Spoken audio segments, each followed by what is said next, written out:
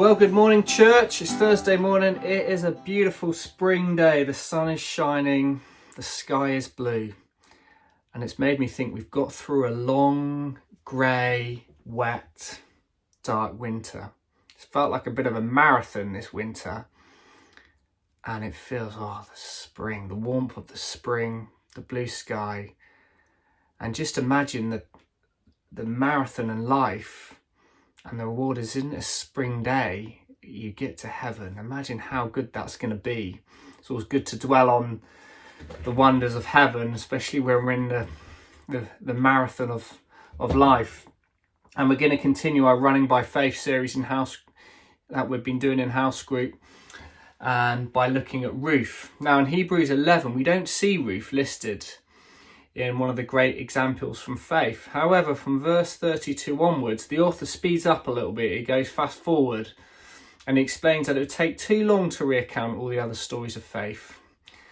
Now, what I've read from doing some background reading is that 34 is referring to a number of unnamed characters, probably women, one of them I think being Ruth. Now, I haven't had the time to get to the bottom of this, and no doubt many of you know more than I will on this, but as Jim's included Ruth in this study series, I haven't delved into that too much more, but I think that might be referring to her, but I could be wrong. I'll ask Jim when he returns and let me know your thoughts. Now we can read the amazing story of Ruth in the book of Ruth, 4 chapters, and it's worth taking the time to read. It won't take you long. Very briefly, the book of Ruth is set in dark times in Israel's history. There was a famine in Bethlehem, and a man took his wife Naomi, which means pleasant, remember that for later, to a foreign and ungodly country called Moab. They had 2 sons.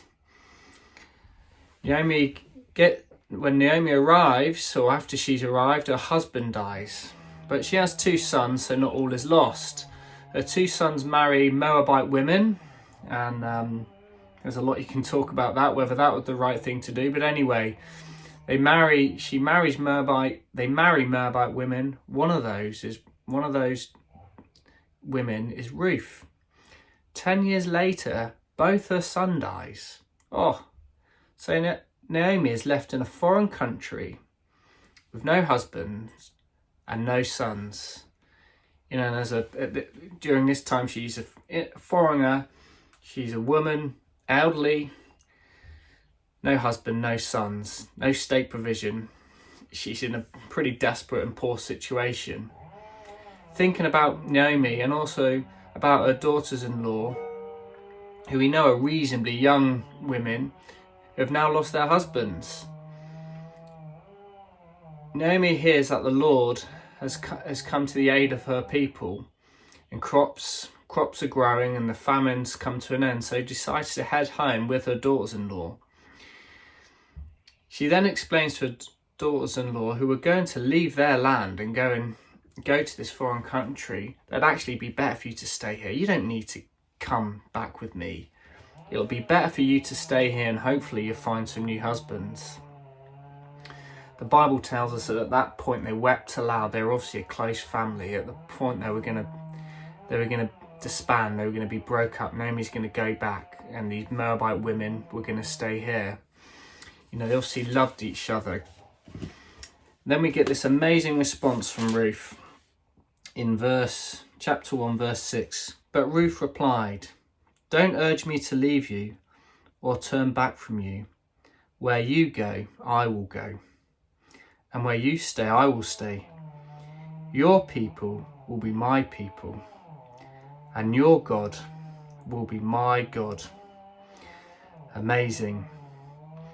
Where you die, I will die, and there I'll be buried. This is an amazing response from Ruth, isn't it? Ruth's obviously come to faith at this point. She's come to faith but now believes in the Lord God, the one true God. Ruth has lost her husband. She's lost her brother-in-law. But during this time of, a disaster really in her personal life, and through the witness of Naomi, she's come to faith, even though Naomi has become bitter. at the point of wanting to change her name. And you can read about that. That's not my words, that's what Naomi calls herself. She's become bitter. Even though Naomi's become bitter, she's still had an amazing impact on Ruth. Ruth then displays this amazing faith. She's going to leave her homeland as a widow with an elderly mother-in-law and go to a foreign land. They are poor, and because she's a woman, it's especially vulnerable at those times. She had no security, no money. They go into a foreign land. I mean, that is faith, and also provides us with a great example of how to treat your mother-in-law. The famous story continues of her. She meets Boaz, her kinsman redeemer. Boaz takes care of her and her mother-in-law Naomi. They have a son, Obed, who becomes the father of Jesse. Jesse becomes the father of David. So Ruth, an immigrant woman from a foreign country, becomes the great grandmother of King David. Wow. Ruth's faith led her to Boaz. Boaz showed her great kindness. She becomes her husband. He provides us. Boaz points us to Christ and how Christ can redeem us. What an amazing story. Now, a couple of questions I thought to consider. Have you found yourself in a desperate situation? A bit like Ruth, but where you have kept your faith, and in God's time it's led to great blessing. Perhaps you can encourage each other by just, sharing a story or two of that. But maybe now you find yourself in a vulnerable position, a desperate situation. Ruth lost her husband, her brother-in-law. She's going to go to a foreign land. She ain't got no money. She's going to be vulnerable there. She gets there and vulnerable. Maybe you're in a situation, you're desperate. Perhaps you can be bold enough to share that between yourselves and pray and encourage each other to keep the faith, keep persevering. I'll just close by rereading these verses from Hebrews 12, 1-3.